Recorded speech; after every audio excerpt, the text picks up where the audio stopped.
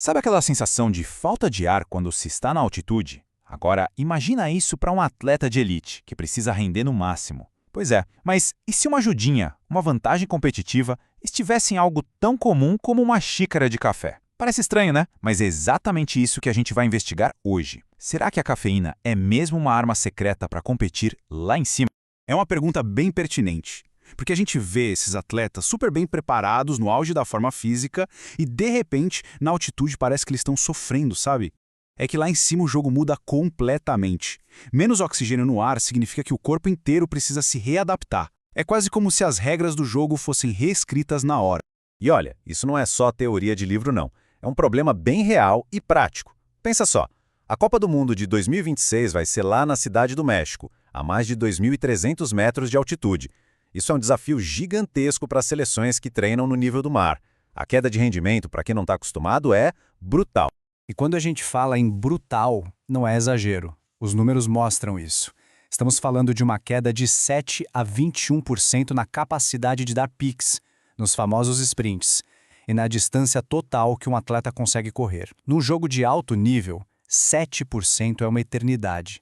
É a diferença entre chegar na bola ou ver o adversário marcar o gol. Bom, com esse problemão na mesa, a ciência foi atrás de uma solução. E se a resposta tivesse em algo que muita gente toma todo santo dia? Sim, a cafeína. Foi aí que surgiu a ideia de um experimento bem rigoroso para testar. Será que um simples estimulante poderia ser a chave para driblar os efeitos da altitude? Mas claro, não dava para levar um monte de atleta para o topo de uma montanha toda hora. Então, o que os pesquisadores fizeram foi trazer a montanha para o laboratório. Eles usaram uma tecnologia chamada hipóxia normobárica. O nome é complicado, mas a ideia é bem simples. É basicamente uma tenda especial que simula o ar com menos oxigênio, igualzinho ao de uma altitude de 2.000 metros. É como criar uma altitude de bolso, tudo ali bem controladinho. E para ter certeza de que o resultado seria confiável, o estudo foi duplo cego. Isso quer dizer que a coisa foi muito séria. Os mesmos 15 atletas fizeram o teste 2 vezes. Num dia, tomaram uma cápsula com cafeína. No outro dia, tomaram uma cápsula idêntica, mas só com açúcar dentro, o famoso placebo.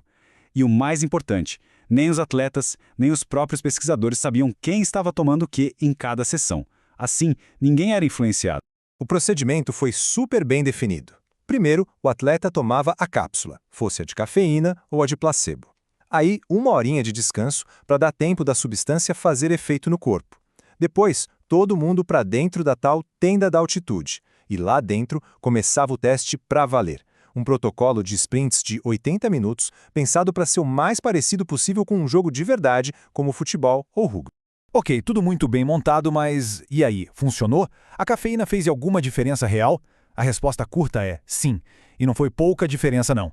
Os resultados foram bem impressionantes. Vamos dar uma olhada nos dados. Olha só esse gráfico. É bem visual, né? As barras azuis representam o desempenho com cafeína. Dá para ver claramente como elas são bem maiores que as outras, tanto no primeiro quanto no segundo tempo. Isso mede o trabalho total. Ou seja, quem tomou cafeína conseguiu literalmente se esforçar mais e produzir mais energia durante o teste inteiro. E para colocar isso em números, só na primeira metade do teste, a galera da cafeína produziu 6,2% a mais de trabalho. Pode parecer pouco, mas no esporte de altíssimo rendimento, 6% é uma vantagem absurda. É um número gigantesco. E não para por aí não. Esse outro gráfico mostra a potência, a explosão em cada sprint. A linha azul, que é a da cafeína, está quase o tempo todo por cima da outra. O que isso quer dizer na prática?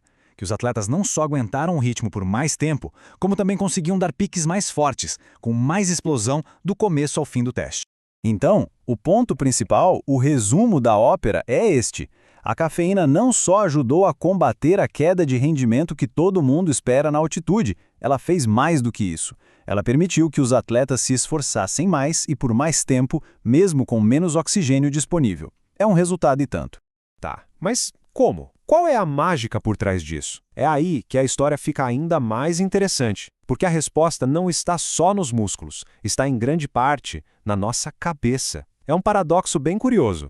A grande sacada do estudo está aqui. O corpo dos atletas, objetivamente, estava trabalhando muito mais, estava sob mais estresse quando eles tomaram cafeína. Só que a percepção deles, o que eles sentiam, era de que o esforço era menor.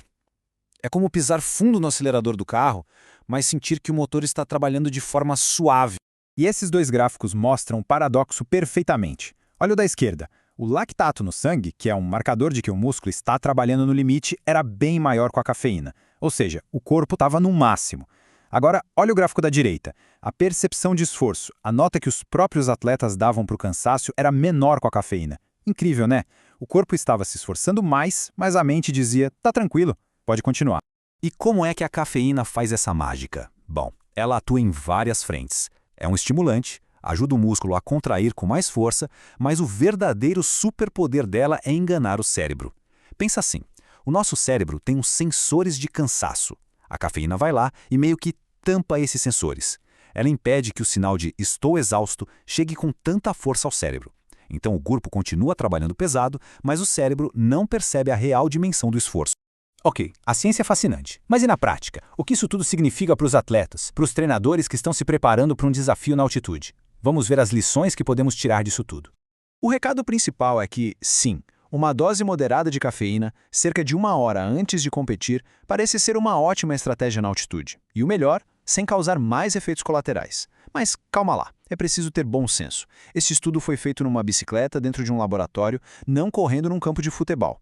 E os participantes eram atletas universitários, não atletas profissionais de elite. Então, é uma pista excelente, mas ainda precisa ser testada e adaptada para cada atleta e cada situação. Isso tudo nos deixa com uma reflexão final, não é mesmo? Num esporte onde cada milissegundo, cada centímetro conta, será que uma das armas mais eficazes para vencer o desafio da altitude estava esse tempo todo na nossa xícara de café? A ciência parece dizer que sim. E isso pode, de verdade, mudar o jogo na preparação para os maiores eventos do mundo.